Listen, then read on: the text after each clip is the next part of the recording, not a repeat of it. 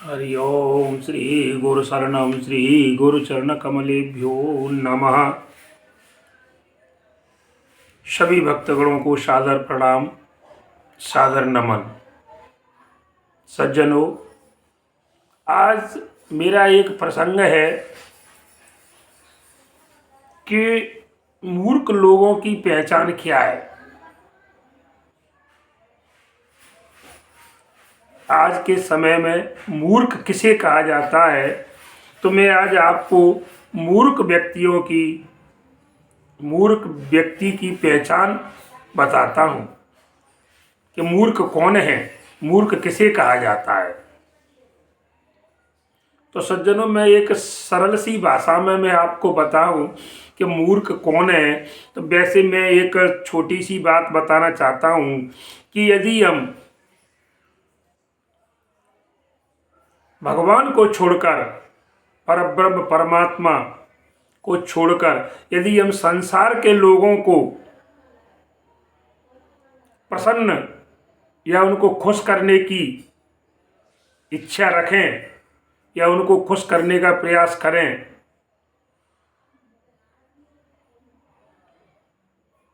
जैसे जो छोटा अधिकारी होता है बड़े अधिकारी को प्रसन्न करने का विचार करता है, छोटे नेता बड़े नेताओं को, जैसे मंत्री मुख्यमंत्रियों को, प्रधानमंत्री, ऐसे लाइन से उनको खुश रखना चाहते हैं जिससे कि हमारा पद बढ़े, हमारा कद बढ़े।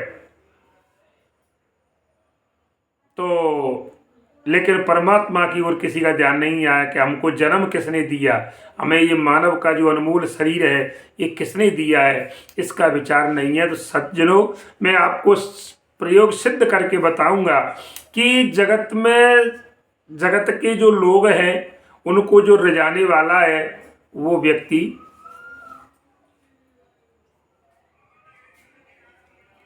जगत के लोगों को रिझाने वाला व्यक्ति मूर्ख है। हम तो एक ही बात जानते हैं कि जो भगवान को छोड़कर संसार के लोगों को रिझाता है वो मूर्ख बताया गया है। कैसे कि लोगन भलो मनावजो और भलो हो न की आस, करत गगन को गेंडुआ सोसठ तुलसीदास। सीताराम श्री राम, जय राम जय जय राम। देखिए, मैं आपको बताऊं कि लोगन भलो मनावजो, बाबा तुलसीदास जी ने कहा है कि जो व्यक्ति, देखिए सज्जनों, अपना भला होने की इच्छा, मैंने बताया हमें अपना भला चाहने हैं, अपना फायदा करना है, तो हम क्या करेंगे, भगवान को तो छोड़ देंगे। अपने भले के लिए हम ईश्वर को छोड़ देंगे और संसारिक लोगों को जो है चापलूसी करेंगे, उनको रिझाएंगे। तो समझ लो आप वो कैसे बताए गए हैं ऐसे लोग कि मानो तो कोई ऐसे मूर्ख व्यक्ति है, वो कई आकाश को अपना तकिया बनाना चाहता है। जैसे हम तकिया कहते हैं, गेड़ुआ, तो तकिया के नीचे जैसे अपना ऊपर सिर रख के सोते हैं, सिर के नीचे रखकर, तो वो व्यक्ति परमात्मा को छोड़कर संसार के लोगों को रिझाने का प्रयास करता है, उससे बड़ा कोई मूर्ख नहीं है। तो माने कैसी है वो, जैसे कि असंभव कार्य को संभव करना चाहता है, कि आकाश को अपना तकिया बनाना चाहता है। अरे क्या देंगे संसार के लोग, जो परमात्मा ने हमें दिया, अनमोल जो शरीर दिया, क्या उसको कुछ दे पाएंगे। सज्जनों, उस दूसरी बात कि अपजस जोग के जान की, मन चोरी की कान, तुलसी लोग रिझाए वो, कर सिकाते वो नान। सीताराम श्री राम, जय राम जय जय राम। सज्जनों, अपजस जोग के जान की। अच्छा देखिए, एक सुंदर उदाहरण दिया है कि क्या जानकी जी अपयश के योग्य थी, जिसके कारण राम जी ने उनका परित्याग किया। क्या सीता जी इस लायक थी? लेकिन ये राम जी ने क्यों किया?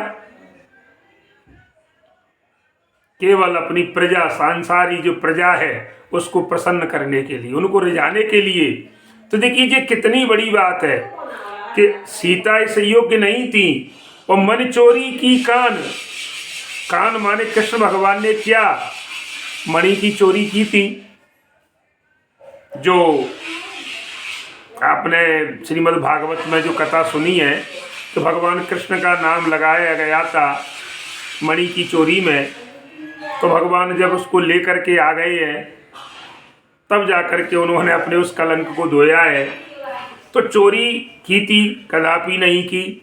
न तो सीता जी अपयश के योग्य थी, न राम श्री कृष्ण जी ने जो है चोरी की।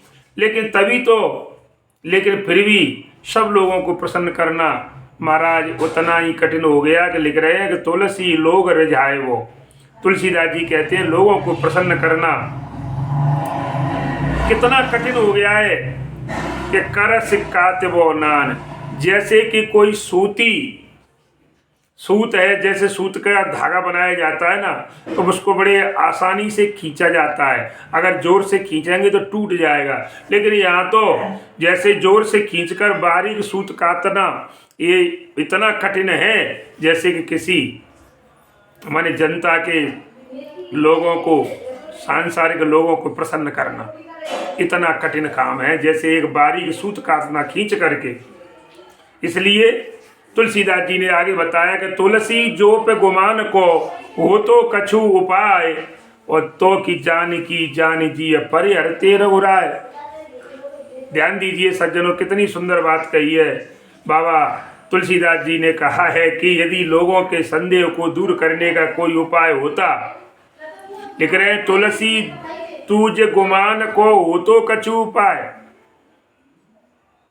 अगर श्री राम जी के पास इस भ्रम को दूर करने का जो सीता जी के लिए अपयश लगाया गया, अगर इसका कोई दूसरा उपाय होता तो क्या राम सीता जी को वनवास भेजते? कभी नहीं, क्योंकि उनको पता था तो कि जान जी है। वो जानते थे कि जानकी निष्कलंक है, लेकिन तो क्या उनका परित्याग करते? लेकिन नहीं। तो ये क्या है? सांसारिक लोगों को रिझाने का तरीका है। क्योंकि राजा का एक धर्म है कि प्रजा को प्रसन्न रखना, चाहे अपने सब कुछ उसको त्यागना पड़े। तो संसार देखिए तो किसी के मत में राम जी को गलत कहा गया कि बड़े भाई देखो इस अवस्था में, गर्भवती अवस्था में अपनी पत्नी को वनवास में छोड़ दिया अकेले। लेकिन क्या है, इसीलिए तो कहा गया है कि जगत के लोगों को रिझाने वाला मूर्ख कहा गया है। इसलिए संसार के लोगों को मत रिझाइए। राम जी को भी यहाँ पर संसार के लोगों को रिझाने के लिए जानकी जी को छोड़ना पड़ा। तो इसलिए सज्जनों, जगत के लोगों को रिझाने वाला मूर्ख बताया गया है संसार में। और क्योंकि अरे भैया, हमें अगर प्रसन्न करना है तो परमात्मा को करें, जिसके द्वारा हम इस 84 के चक्कर से मुक्त होंगे। 84 का चक्कर छूटेगा। संसार के लोगों से क्या, अरे उनका पता नहीं है, ये नाशवान शरीर है, तो इस नाशवान शरीर से काय की इस चाम हाड़ के देह से क्या प्रेम किया जाए। प्रेम करना है तो तुलसीदास जी को जिस प्रकार उनकी पत्नी ने ज्ञान दिया था कि तुमने जितना प्रेम तुम मेरे इस हड्डी और चमड़ी, इस मांस से करते हो, शरीर से बना हुआ जो नाशवान है, इतना प्रेम अगर तुम राम से कर लेते तो तुम्हारा उद्धार हो जाता। तो सज्जनों, मेरा एक ही कि संसार नहीं, ठीक है हम संसार में आए हैं, समाज में रह रहे हैं, हमारा मानव जाति में जन्म है, तो हमें सबसे हिल मिल करके रहना चाहिए। लेकिन ऐसा नहीं कि हम अपने फायदे के लिए, अपने लाभ के लिए और भगवान को भी छोड़ दें। इसलिए हम उसी श्रेणी में आ जाएंगे जो भगवान को छोड़कर संसार के लोगों को खुश करने में लगा रहता है। छोटा व्यक्ति बड़े से उसको जो है रिझाने में, कि जिससे कि मेरा कद बढ़ जाए इसके सामने, तो संसार में सबसे बड़ा मूर्ख है जो जगत के लोगों को रिझाने का काम करता है भगवान को छोड़ करके। सज्जनों, इसी के साथ जय श्री राम, जय हनुमान। इस कथा को जो मैंने आपको बताई कि मूर्ख कौन है कलयुग में, तो आप इस कथा को अन्य लोगों तक शेयर करें, लाइक करें। और यदि आप हमारे चैनल से अगर अब तक नहीं जुड़े हैं तो सबसे निवेदन है कि हमारा यूट्यूब चैनल गिरिराज मुदगल के नाम से यूट्यूब चैनल है।